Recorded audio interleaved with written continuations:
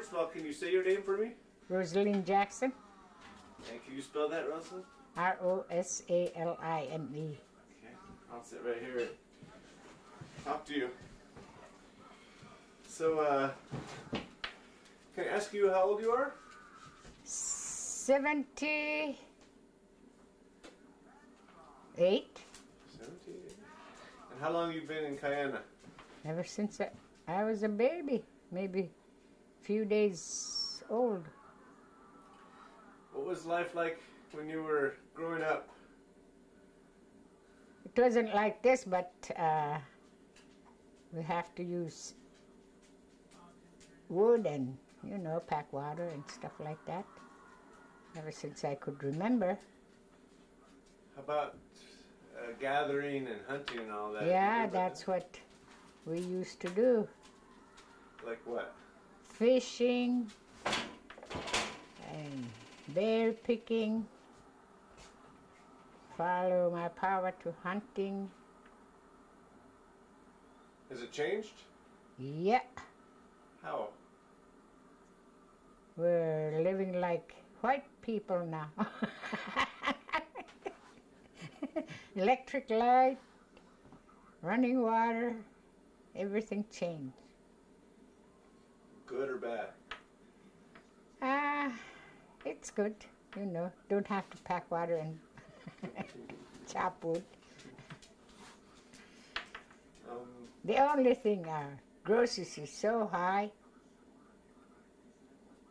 because I remember 1 pound coffee was 50 cents. 25-pound flour, $2.50. Wow. Now, wow.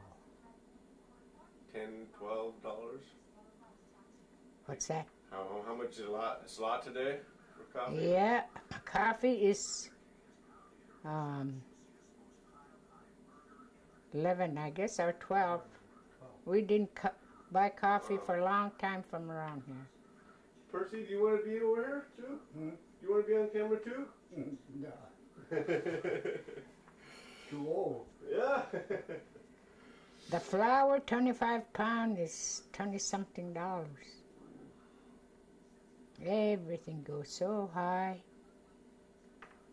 Did you used to trade things for flour back then? And Yeah, my papa used to trap foxes, and fall time we go to Squirrel River, come down with big raft with wood, and he'd sell them $4 a cord. oh my. Well, everything was so cheap. 1 pound butter was 25 cents. Wow. Now, someone said that there's a gold dredge up the hill here a ways, or down that way? Yeah, Clare Creek. You go through Squirrel River. There used to be a lot of miners here. Yeah. Do you remember them? Mm-hmm. Do you have any good stories? One guy used to come down and stay with us. Manuel Labandori. He used to mine in Clare Creek, and he used to mine not too far from my camp, that creek. Wow. How many people were there mining? I really don't know. How many people used to live in Kiana when you were growing up? Not too much. We used to live in Old Village. You see those graves? Over by the airport? Uh-huh. Yeah. And it's down that way. And so there were maybe 100 people or less? Or? Something like that. Really? White people were living here, most of them. Yeah. But the with village, the village just came in all together at one time? yeah, the village was over there and white people on this area.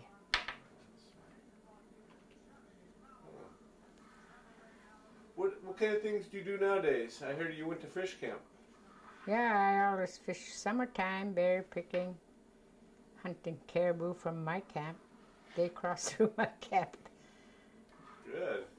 So you don't have to go very far to get a caribou then, huh? No, we just wait. Just like that? Uh-huh. My niece and I, we stay in my camp. Let's pretend I've never been to Kiana, and you're talking to me. How would you describe Kiana to me? If I said, tell me about Kiana, I've never been there, how would you tell me? I don't know. Don't know how to say it. Can you say it in Nubia? Like how they live or something. Yeah. How do they live? Like, you know,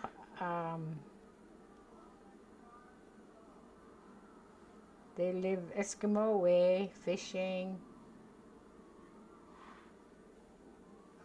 hunting, gather everything what they could. Eskimo food. Was life easier then? Or harder then? When you do something yourself, it's easy. It was easy. The only thing, no electricity, no running water, no phone, no CB. Packing water. Yeah. The water, the winter time, when it's cold, it's pretty hard. The water hole gets small when it's cold, because we fill our buckets with dipper. Now you don't have to worry about that no more? No. How come you stay here your whole life? How come you never move anywhere else? Well, I like Kiana. It's my home. How about the people? Are they good people here? Yeah, they're good. They take care of each other? Yeah, they do.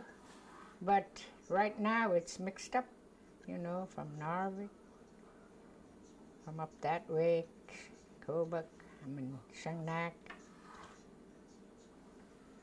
Do you remember stories from when you were a kid about traveling up the river and down the river? Yes. Can you share a story with me? We don't use motor them days, even wood.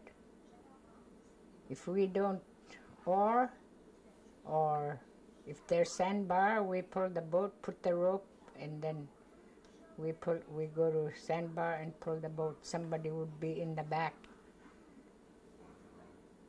We go way up. When we go to Squirrel River, Papa used to use dogs, and we'd sit in the boat.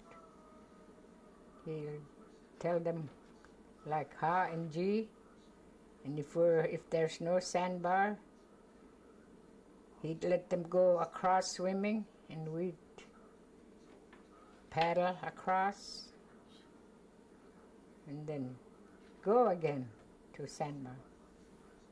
We go way up. Why did you go up? Fishing. Papa would get wood, trees, dried trees, and fish same time, berry picking.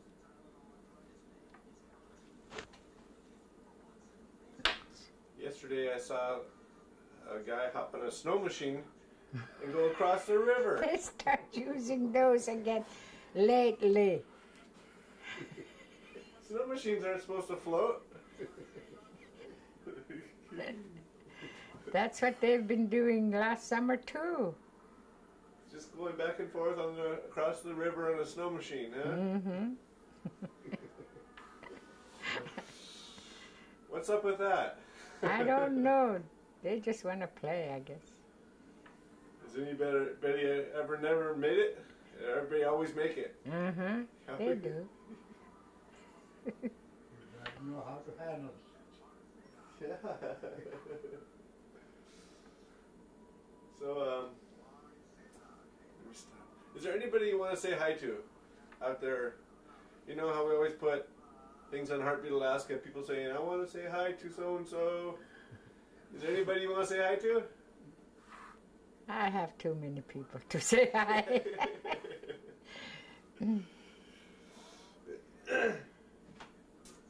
How do you get from place to place nowadays? Plane, winter, summertime, our boat, and wintertime, snow go. Long time we used to go with dog team. Have you or Percy ever worked for the city or anything, or have you always lived subsistence? He always worked for city. Like when we first started having water and sewer, he's the one that's worked with those guys.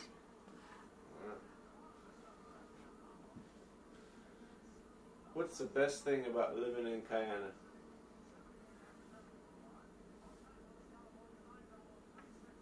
I don't know. That's a tough one, huh? Yeah. It's not, I mean, you know, it's so high you could see all over. And how come all the houses are raised? Because of water and sewer. That's why our house is high. Because of water and sewer? Hello. Mhm. Let's see. Yeah, she's over here. It's for you. I'll stop.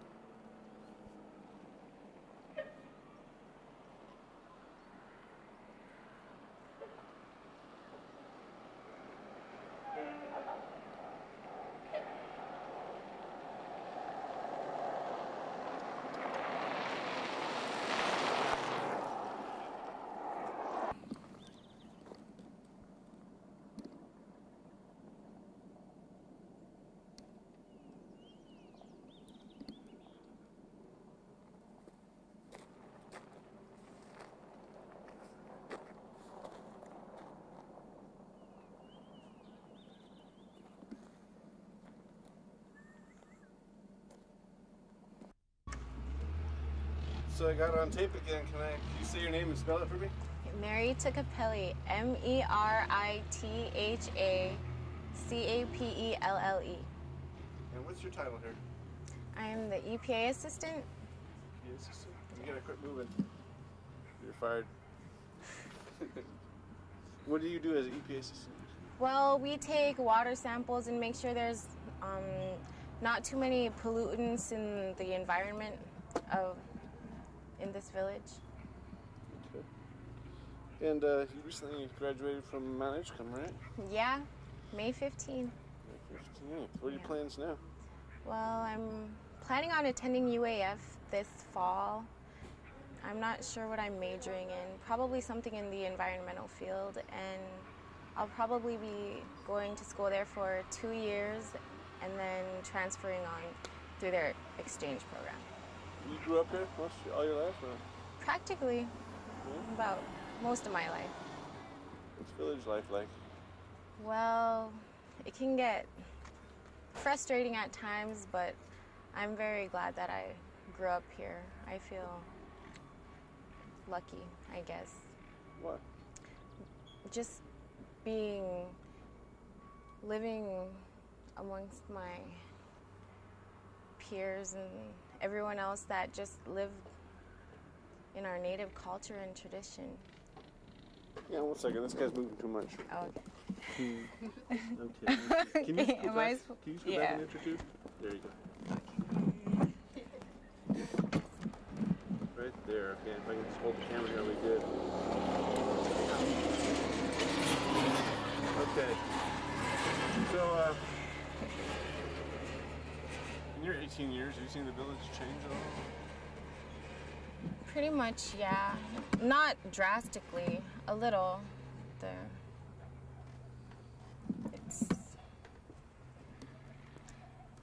I wouldn't know how to say it changed.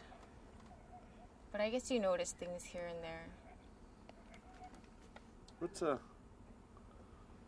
is village life like compared to living in Sitka? Well, we don't have the movie theater here. No malls, no. But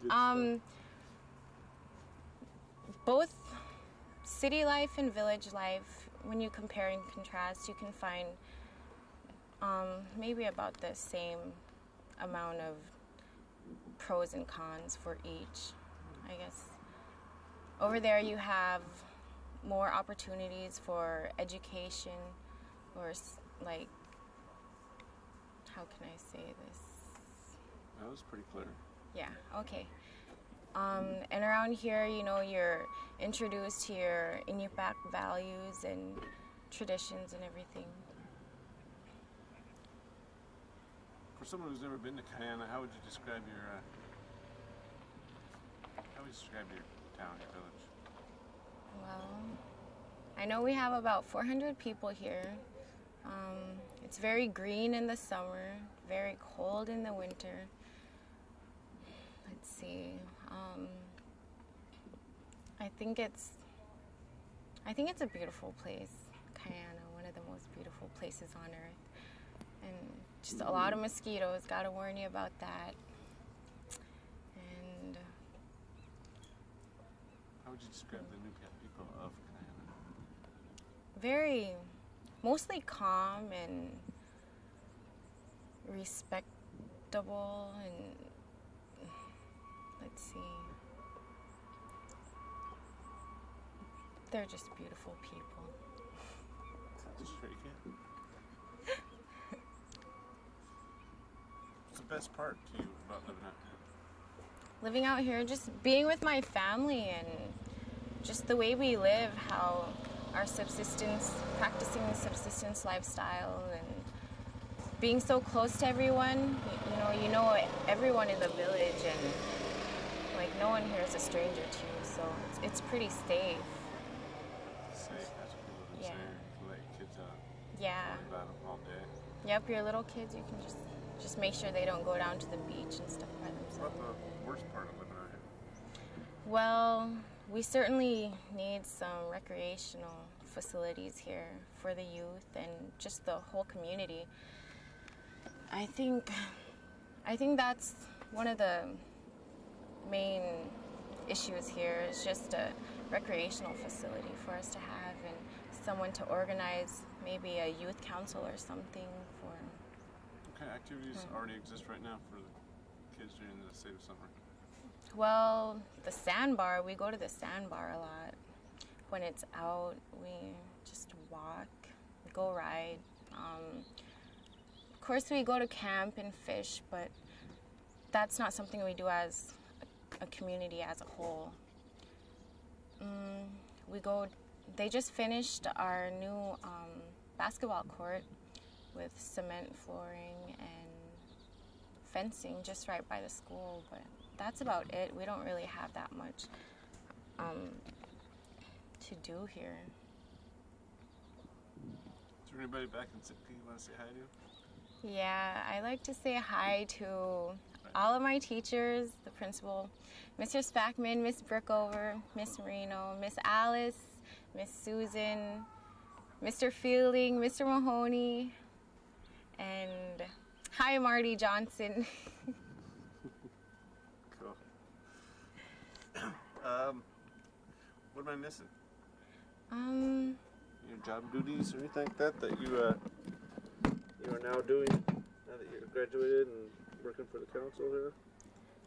Well, this is just a summer position. I'm going on to school this fall, and what I do here is, well, I help them around the office, especially with a lot of computer technology skills and stuff. So, let's see, what else? Oh, I go and get signatures sometimes when they need me. And I think I'm going to be going off maybe to Washington, D.C. this next month for a workshop for air and waste management, and hopefully I'll bring back some good information. Yeah, so that's just working at the traditional council. So today, right now, what are you gonna go get signatures for? These signatures are for traveling. My boss, the EPA specialist, Gloria Shellabarger, is going to Fairbanks, and she needs some signatures to okay everything and make sure that just her funding is all set and stuff. So. Can you take along with you for a ride? Sure. Just need a.